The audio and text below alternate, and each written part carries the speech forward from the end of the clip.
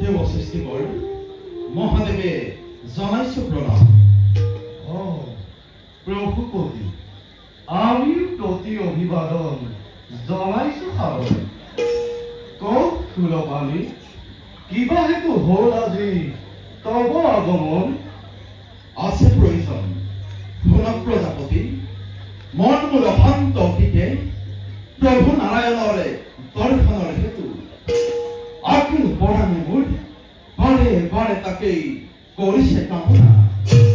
সেই হেতু সাধনাৰ উপায় বিচাৰি পৰম পবিত্ৰতম ব্ৰহ্মধামে হল উপস্থিত। ধন্য মহাদেৱ, সুগভীৰ প্ৰভু ভক্তি মানিলো মনত। প্ৰভুপতি প্ৰজাপতি, মোৰো আজি একেই ইচ্ছা হৈছে মনত। সেয়েহে বুজিৰ সমাহিত হৈ প্ৰভুৰ চৰণ চিন্তা কৰিছো আজ্ঞা। অৱশ্যে সকলো সম্ভৱ হয় ভকত ভয়হাৰী ঈশ্বৰৰ ইচ্ছাতে।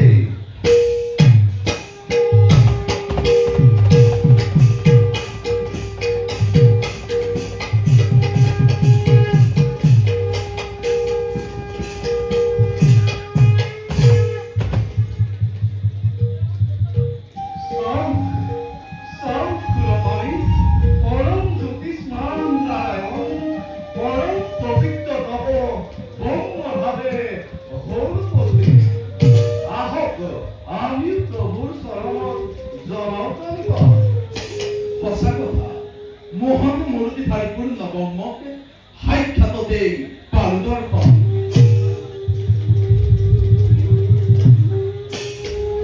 হে প্ৰভু, ভকত ভয়হাৰী কমল লোচন, কত পুণ্য বলে পালো তব শুভ দৰ্শন। আমাৰ শতকোটি প্ৰণাম কৰক।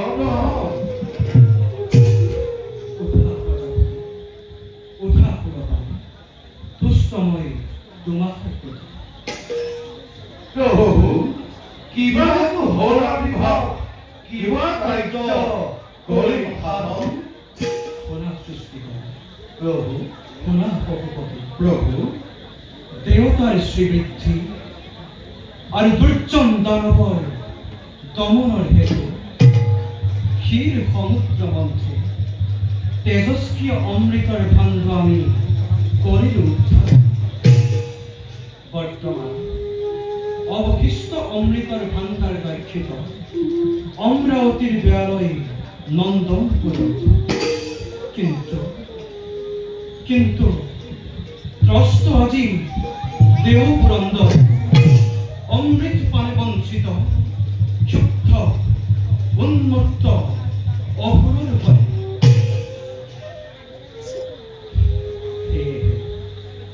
অমৃত ভাণ্ড সুৰক্ষাৰ দায়িত্ব মহান তোমাক কৰিলো অধ্যয়ন।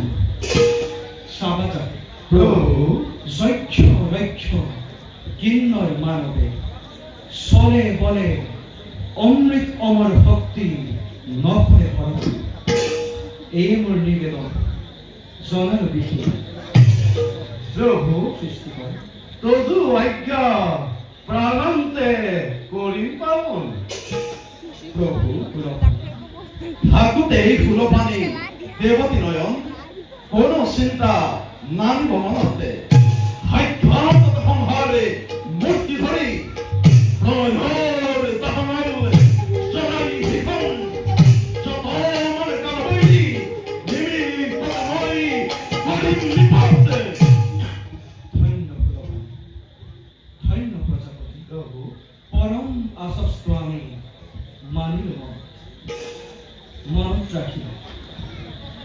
আমি তিনিও একেই আত্মা। বৰ্তমান পালন কৰা দুয়ো কৰ্তব্য নিজ আৰু ময়ো যাওঁ নিজ স্থানলৈ।